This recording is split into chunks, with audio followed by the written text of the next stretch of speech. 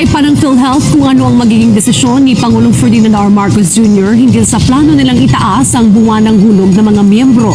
Una nang inirekomenda ng Department of Health na ipagpaliban muna ang increase sa PhilHealth contribution. Sabi ni PhilHealth Vice President for Corporate Affairs Ray Balenya, halos isang buong araw ang tinagal ng pagpupulong. May nabuo nga bang desisyon? Sabi ng PhilHealth, naghihintay pa sila sa mabubuong kasunduan. Nakikipag-ugnayan pa sa ating board secretariat sapagkat alam niyo po, napakahaba ng board meeting. I understand na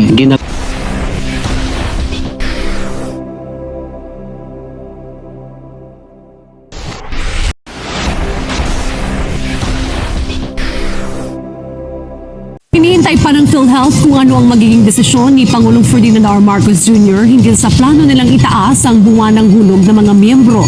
Una nang inirekomenda ng Department of Health na ipagpaliban muna ang increase sa PhilHealth contribution. Si Luisa Eris. Matapos irekomenda ni Health Secretary Ted Herbosa na ipagpaliban muna ang pagpataw ng 5% increase sa kontribusyon ng mga miyembro ng PhilHealth, nagsagawa ng board meeting ang Insurance Corporation kasama ang kalihim. Sabi ni PhilHealth Vice President for Corporate Affairs Ray Balenya, halos isang buong araw ang tinagal ng pagpupulong.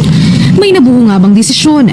Sabi ng PhilHealth, naghihintay pa sila sa mabubuong kasunduan. nakikipag-ugnayan pa sa ating board secretariat sapagkat alam niyo po, napakahaba ng board meeting. I understand na ginabi po sila dyan.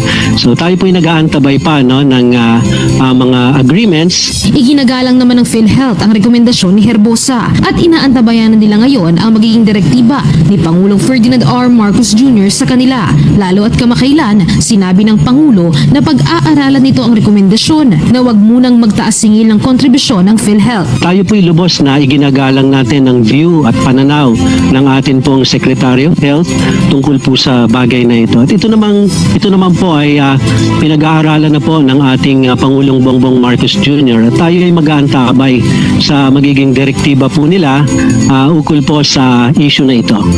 Habang wala pa namang nabubuong desisyon sa ngayon, ibinida ng PhilHealth ang mga malalaking pagbabago sa mga benepisyo na matatanggap ng kanilang mga miyembro at dependents. Nagpatupad noong nakaraang taon ng benefit enhancement ng PhilHealth kung saan dinamihan ang bilang ng mga sessions na maaaring i-avail ng mga miyembro na nagdadialysis. Mula sa mahigit 156 sessions na ito ngayon.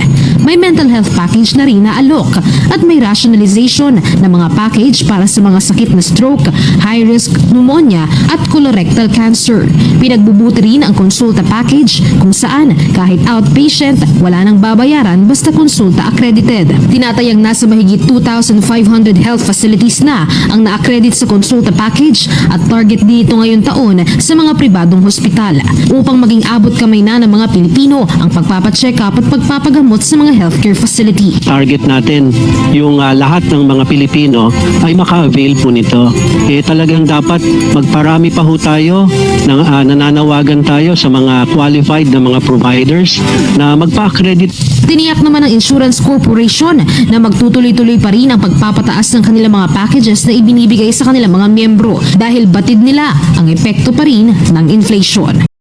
Kung meron man kayong mga komento tungkol sa mga isyong ito, maaari kayong magbigay ng mga reaksyon sa comment section na makikita sa ibaba ng bidyong ito.